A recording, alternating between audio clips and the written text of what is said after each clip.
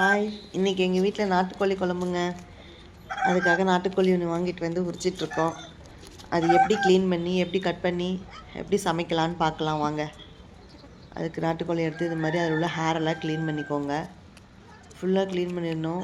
சுத்தமாக அதை ஒரு ஹேர் கூட இருக்கக்கூடாது. எல்லா ஹேரையும் க்ளீன் பண்ணிவிட்டு இது மாதிரி பிடிச்சி இழுத்திங்கனாவே வந்துடும். ஃபுல்லாக க்ளீன் பண்ணிக்கோங்க. இது மாதிரி சுத்தமாக இருக்கணும். அதுக்கப்புறம் நமக்கு தெரியாமல் சின்ன சின்ன ஹேர் அங்கங்கே இருக்கும். அதை க்ளீன் பண்ணுறதுக்காக நெருப்புலாம் வாட்டிக்கணும். நம்ம கேஸ்லேயே வாட்டிக்கலாம். விறகு அடுப்பு இல்லாதவங்க கேஸில் கூட வாட்டலாம். அடுப்பத்தை வச்சுட்டு அதில் ஃபுல்லாக இப்படி பிடிச்சிங்கன்னா அதில் குட்டி குட்டி ஹேரெல்லாம் இருக்குல்ல, அதெல்லாம் கருகிடும். பாருங்கள், தெரியும், அதுலேயே பாருங்கள். கை கொஞ்சம் சுடுது. ஃபுல்லாக எல்லா பக்கமும் ரோல் பண்ணி காட்டிடுங்க. சுற்றிலுமே குட்டி குட்டி ஹேர் இருக்கும். அந்த ஹேர் ஃபுல்லாகவே இதில் அப்படியே கருகிடும்.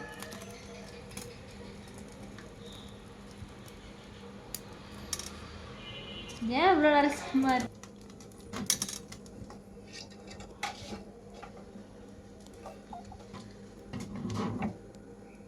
பாருங்கள், இது மாதிரி நல்லா ஃபுல்லாக வாட்டி எடுத்துட்டிங்கன்னா எல்லா ஹேரும் கருகிரும். சுத்தமாக எல்லாம் க்ளீன் ஆகிடுச்சு. இப்போ ஆஃப் பண்ணிட்டு நம்ம கட் பண்ண போகலாம். ஃபஸ்ட்டு வந்துட்டு எல்லாத்தையும் சுரண்டி எடுத்துடும். அந்த கருகின ஹேர்லாம் இருக்குது இல்லைங்களா, அதெல்லாம் கத்தி வச்சு நல்லா சுரண்டி எடுத்துருங்க. அப்போ தான் அந்த ஸ்மெல்லும் இருக்காது. இந்த காலில் தோல் வந்து சுத்தமாக கருகி இருக்கும். அதை இப்படி தேய்ச்சிங்கனாவே வந்துடும். இது மாதிரி கத்தி வச்சு நல்லா சுரண்டி எடுத்துருங்க. நல்லா க்ளீன் பண்ணிவிடுங்க. இந்த பிளாக்காக இருக்கிற எதுவுமே அந்த இடத்துல இருக்க வேண்டியதில்லை. ஃபுல்லாக எல்லாத்தையும் சுரண்டி எடுத்துருங்க. எல்லாத்தையும் எடுத்துகிட்டு பாருங்கள் எப்படி சுரண்டு அப்படியே பவுடராக கொட்டும் அந்த பிளாக் கலர் உள்ளதெல்லாம். இல்லை டீப்பாக க்ளீன் பண்ணிக்கோங்க.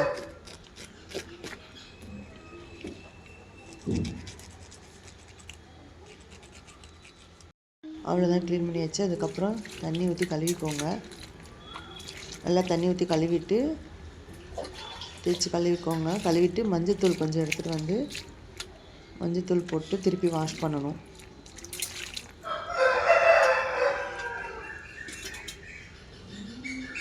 மஞ்சள் பொடி எடுத்து அதில் போட்டு ஃபுல்லாக அப்ளை பண்ணிவிடுங்க. ஃபுல்லாக எல்லாத்தையும் அந்த கோழி ஃபுல்லும் தடவிடுங்க. தடவி நல்லா தேய்ச்சிருங்க. தேய்ச்சிட்டா அந்த கருகின ஸ்மெல், முடி கருகுச்சு இல்லைங்களா, அந்த ஸ்மெல்லாம் இருக்காது அந்த ஸ்கின்னில். அதனால் மஞ்சள் போட்டு நல்லா கழுவி எடுத்துருங்க. அப்ளை பண்ணி எந்த இடமும் விடாமல் இழுத்து ஃபுல்லாத்தையும் அப்ளை பண்ணி நல்லா தேய்ச்சிருங்க.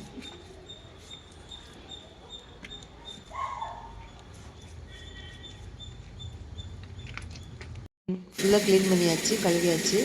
இப்போ கட் பண்ணிக்கலாம்.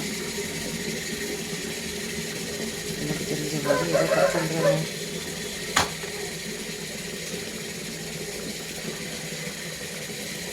ஃபஸ்ட்டு கால் வந்து கட் பண்ணிவிட்டு தனியாக எடுத்து வச்சுருங்க.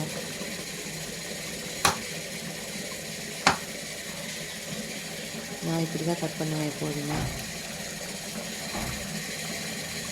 இந்த போனுக்கு கீழே கொஞ்சம் கட் பண்ணி விட்டிங்கன்னா அதுக்குள்ளே உள்ளே இருக்கிறதெல்லாம் நம்ம எடுக்கிறதுக்கு ஈஸியாக இருக்கும். குடல் ஃபுல்லும் பாருங்கள், இப்படி பிடிச்சிட்டு இழுத்துருங்க. லெக்கோடு சேர்த்து இழுத்திங்கன்னா அந்த பக்கம் அப்படியே ஃபுல்லாக ஓப்பன் ஆகிடும். நம்ம உள்ளே இருக்கிறத வெளில எடுத்துடலாம்.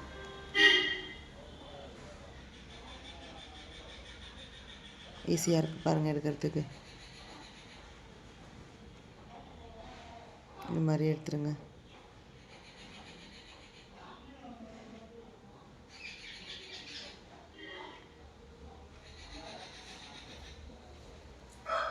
கொழுப்புங்க, நிறைய கொழுப்பு இருக்குது கோழிக்குள்ளே. இந்த மாதிரி மஞ்சளாக இருக்கிறதெல்லாம் கொழுப்புங்க. இதோ பாருங்கள், கொழுப்பு.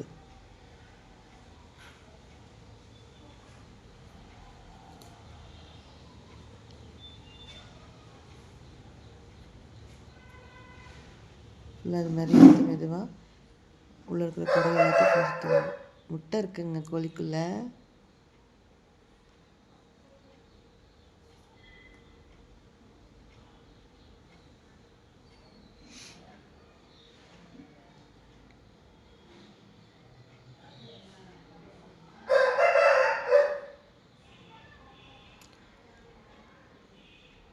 நடுக்கோழியில் அதான் முட்டை இருக்குது பாருங்கள். முட்டை இன்னும் ஃபுல்லாக ரெடி ஆகலை, மஞ்சக்கரு மட்டும்தான் இருக்குது.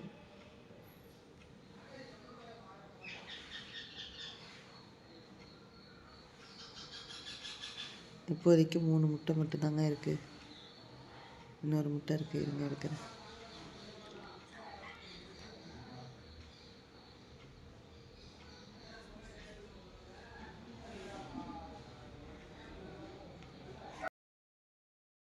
இன்னொரு முட்டை எடுத்தாச்சுங்க. இன்னும் குட்டி குட்டியாக இருக்குது, அதெல்லாம் நம்ம அப்படியே எடுக்க முடியாது. ஓகே, நம்ம ஃபுல்லாக இருந்து க்ளீன் பண்ணிடலாம். எடுத்தாச்சுங்க. கட் பண்ணிடுவோம். நெயிலெல்லாம் கட் பண்ணிடணும் இந்த காலில். சில பேர் கால் போடுவாங்க, சில பேர் கால் பிடிக்காது, தூக்கி போட்டுருவாங்க. ஆனால் நாட்டுக்கோழி பொறுத்த வரைக்கும் கால் போட்டு சமைக்கலாங்க. ஃபஸ்ட்டு லெக்கு 2யும் கட் பண்ணி எடுத்துக்கிட்டிங்கன்னா உங்களுக்கு பீஸ் போடுறதுக்கு ஈஸியாக இருக்கும்.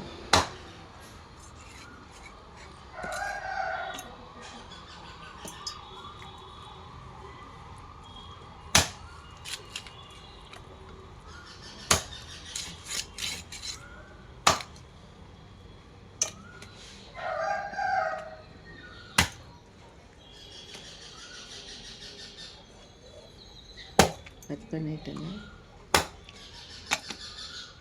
ஃபுல்லாக பீஸ் போட்டுக்கலாம். பீஸ் எவ்வளோ பெருசு வேணுமோ அவ்வளோ போட்டுக்கலாங்க.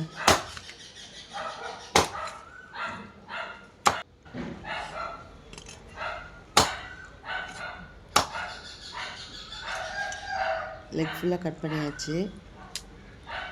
எடுத்து ரக்க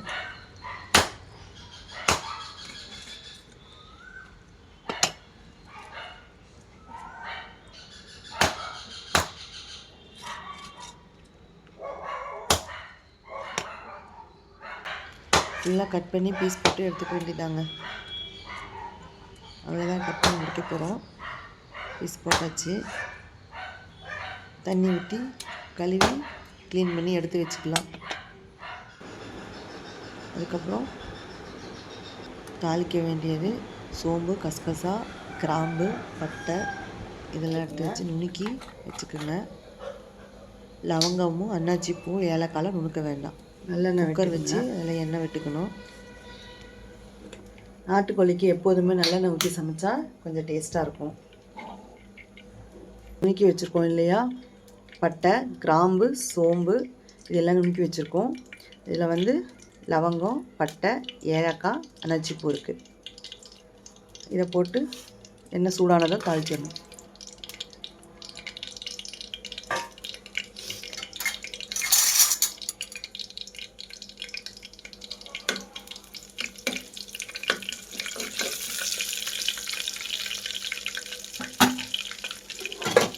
அதுக்கப்புறம் பூண்டு இடித்து வச்சுருக்கேன். இடித்த பூண்டு, நாட்டுக்கோழி பொறுத்த வரைக்கும் பூண்டு இடித்து போட்டால் நல்லாயிருக்கும். அதே மாதிரி சின்ன வெங்காயம் அதுவும் இடித்து வச்சுருக்கேன். நான் உரலில் இடித்து வச்சுருக்கேன்.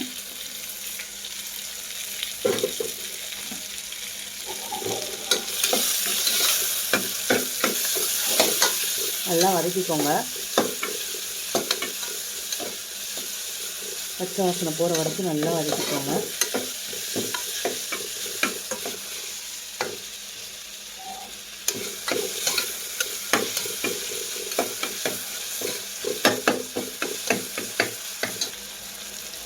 இஞ்சி பூண்டு பேஸ்ட்டு 2 ஸ்பூன் போட்டுக்கிறேன்.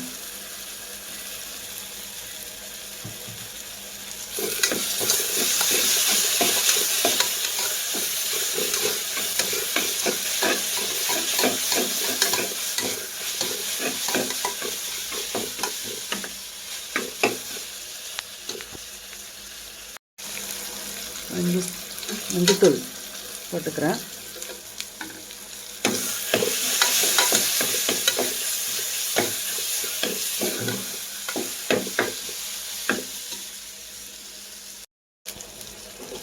அடுத்து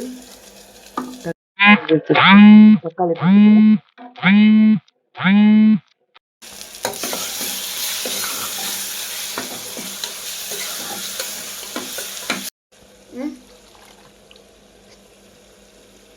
கழுவி வச்சுக்கிற நாட்டுக்கோழி எடுத்து உள்ள போட்டுக்கணும்.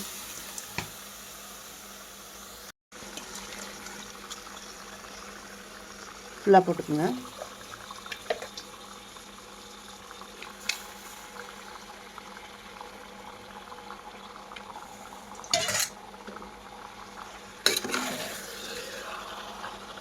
நாட்டுக்கோழியை போட்டுட்டு நல்லா ஃபுல்லாக மிக்ஸ் பண்ணி விடுங்க.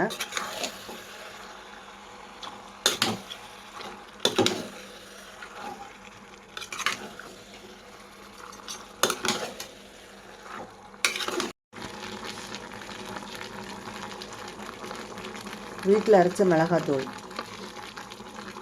2 ஸ்பூன் போட்டுக்கோங்க.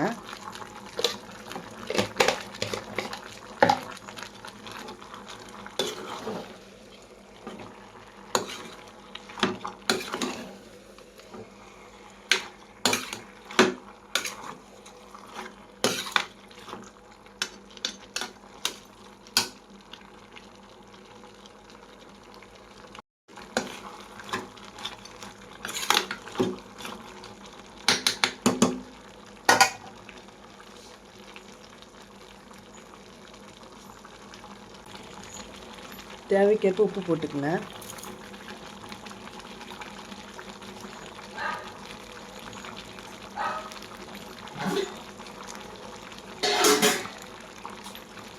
சிக்கன் மூழ்கிற அளவுக்கு தண்ணி ஊற்றிடுங்க.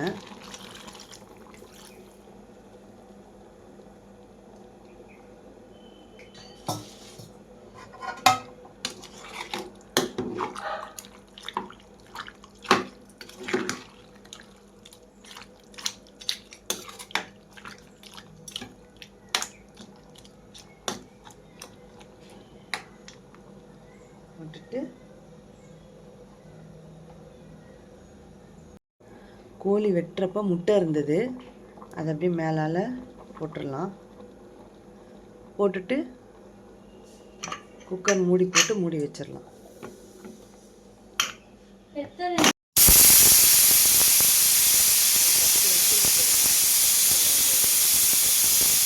நல்லா வெந்திருக்கும். அப்போதான் விசில் அடங்கிருச்சான்னு பார்த்துட்டு ஓப்பன் பண்ணிவிடுங்க. நம்ம இதில் வந்துட்டு முட்டை வச்சோம் இல்லையா, அந்த முட்டை மேலால் எடுத்துருங்க.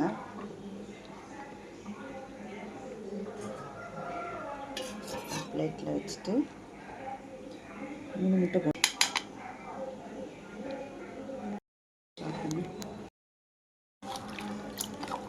நல்லா கலக்கி விட்டுடுங்க. நல்லா கலக்கி விட்டுருங்க. கலக்கி விட்டுட்டு இது வந்து ஆயில் நிறையா இருக்குது பாருங்கள். இது என்னென்னா நம்ம ஊற்றலை, நான் கொஞ்சமாக தான் ஊற்றிருந்தேன். கோழியில் வந்து கொழுப்பு நிறையா இருந்தது இல்லைங்களா, நீங்கள் கட் பண்ணும்போது பார்த்துருப்பீங்க. அந்த கொழுப்பு தான் எல்லாத்தையும் உருகி எண்ணெயாக இருக்குது.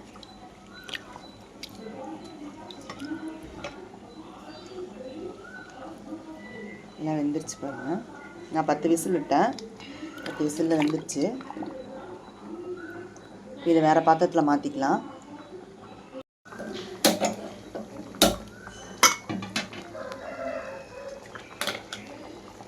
பாத்திரத்தை வச்சு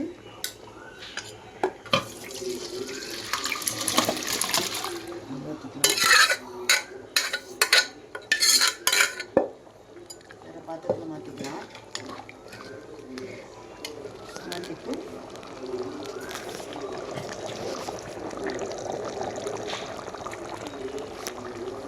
தேங்காய் அரைச்சி வச்சுருக்கேன், 1/2 மூடி தேங்காய் அரைச்சி வச்சுருக்கேன், அதை ஊற்றிக்கிறேன். ஊற்றி நல்லா கலக்கி விட்டுட்டு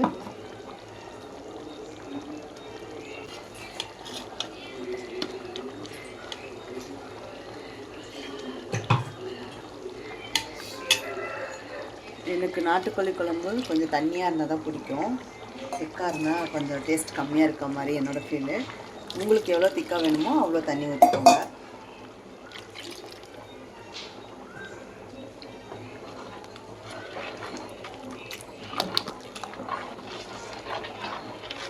அவ்வளோதான். கருவேப்பிலை கொஞ்சம் பச்சை தலையாக உருவி போட்டு விட்டுருங்க. அவ்வளோதான், சுவையான நாட்டுக்கோழி குழம்பு ரெடி. நீங்களும் ட்ரை பண்ணி பார்த்துட்டு எப்படி இருந்துச்சுன்னு கமெண்ட் பண்ணுங்கள். தேங்க்யூ.